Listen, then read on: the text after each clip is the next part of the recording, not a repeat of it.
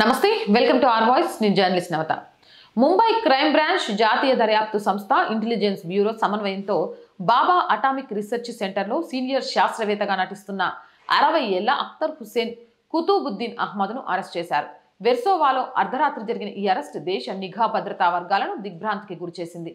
ఈ అరెస్టులో భాగంగా అణుబాంబు డిజైన్లతో ముడిపడి ఉందని చెప్పబడుతున్న పత్రాలు, మ్యాప్లను, నకిలీ గుర్తింపు పత్రాలను, సాంకేతిక బ్లూ ప్రింట్లను, సెల్ ఫోన్ల పోలీసులు స్వాధీనం చేసుకున్నారు. వీటిలో అఖ్తర్ ఫోటో ఉన్న అలీ రజా హుస్సోని పేరుతో నకిలీ భారత్ గుర్తింపు కార్డు కూడా ఉంది. ఈ నకిలీ ఐడి చాలా ఖచ్చితత్వంతో కూడుకుంది.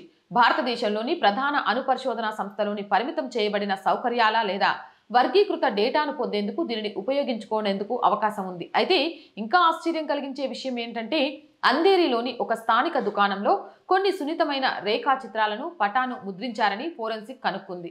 అవి ఎలా లభించాయి అనే అంశంపై ఆందోళన కలుగుతోంది. అంతేకాక అఖ్తర్ నుండి నకిలీ పాస్పోర్ట్లు, ఆధార్ కార్డులు, పాన్ కార్డులు, డ్రైవింగ్ లైసెన్సులు, మొబైల్ ఫోన్లు మరియు పెన్ డ్రైవ్లు కూడా స్వాధీనం చేసుకున్నారు. విదేశీ హ్యాండ్లర్లు లేదా నిఘా సంస్థలతో జరిగిన సంభాషణలు గుర్తించడానికి ఈ పరికరాల నుంచి డిజిటల్ ఆధారాలను ప్రస్తుతం సైబర్ ఫోరెన్సిక్ నిపుణులు విశ్లేషిస్తున్నారు. అతని భార్య, పిల్లల్ని కూడా అరెస్ట్ చేసి విచారణ కొనసాగిస్తున్నారు పోలీసులు. భారత ప్రభుత్వానికి వ్యతిరేకంగా యుద్ధం చేయడం, అధికారిక రహస్యాల చట్టాన్ని ఉల్లంఘించడం వంటి ఆరోపణలపై అఖ్తర్ హుస్సేన్ను గతంలో ఉత్తరప్రదేశ్లోని మిరాట్లో అరెస్టు చేసినట్లు ప్రాథమిక దర్యాప్తులో వెల్లడైంది. ఆ సమయంలో అతను బెయిల్పై విడుదలైనప్పటికీ 2004 నుండి అఖ్తర్ జాతీయ భద్రతా సంస్థల రాడార్లో ఉన్నాడని నిఘా రికార్డులు చూపిస్తున్నాయి. 2004లో భారతదేశం గురించి సున్నితమైన సమాచారాన్ని అరబ్ దౌత్యవేత్తలకు విక్రయించడానికి ప్రయత్నించారనే ఆరోపణలతో అరెస్టు చేయబడిన తర్వాత అతన్ని దుబాయ్ నుంచి బహిష్కరించారు. అయితే తదుపరి దర్యాప్తులో అతను ఆ నేరాన్ని నిరూపించబడ్డాయి. దాదాపు 20 సంవత్సరాలుగా అఖ్తర్ అలెగ్జాండర్ ఫామర్గా నివసించారు. విదేశాలకు వెళ్లడానికి ఈ నకిలీ గుర్తింపును ఉపయోగించాడు. దర్యాప్తులో అఖ్తర్ అలెగ్జాండర్ పామర్ పేరుతో 3 పాస్పోర్ట్లను పొందగలిగాడని తేలింది. అతను ఈ పేరుతో ఆధార్, పాన్ మరియు డ్రైవింగ్ లైసెన్స్ వంటి భద్రతా ఐడీలను కూడా పొందాడు. అతని విదేశీ పర్యటనలు భద్రతా సంస్థలకు హెచ్చరికను జారీ చేశాయి. అవి సున్నితమైన అణు సమాచారం, అక్రమ రవాణా లేదా గూఢాచార్యంతో ముడిపడి ఉండవచ్చని అనుమానాన్ని లేవనెత్తుతున్నాయి.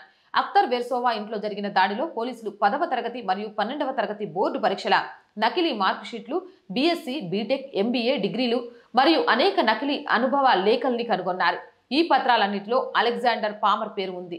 అఖ్తర్ ప్రయాణాలు, పరిచయాలు, అతనికి సంబంధాలు ఉన్న వ్యక్తులు, సంస్థల గురించి తెలుసుకోవడానికి పోలీసులు ఇప్పుడు లోతైన దర్యాప్తు నిర్వహిస్తున్నారు. ఏదేమైనా ఎంత నిఘాగా ఉన్నా మనం ఇక్కడ ఒక్క విషయం గ్రహించాల్సింది ఏంటంటే తప్పుడు వ్యక్తి అని తెలిసినప్పుడు వాడిని జైల్లోనే ఉంచకుండా బెయిల్ ఇస్తే బయటకు వచ్చినాక కూడా వాడు దుర్మార్గమే చేస్తాడు అని.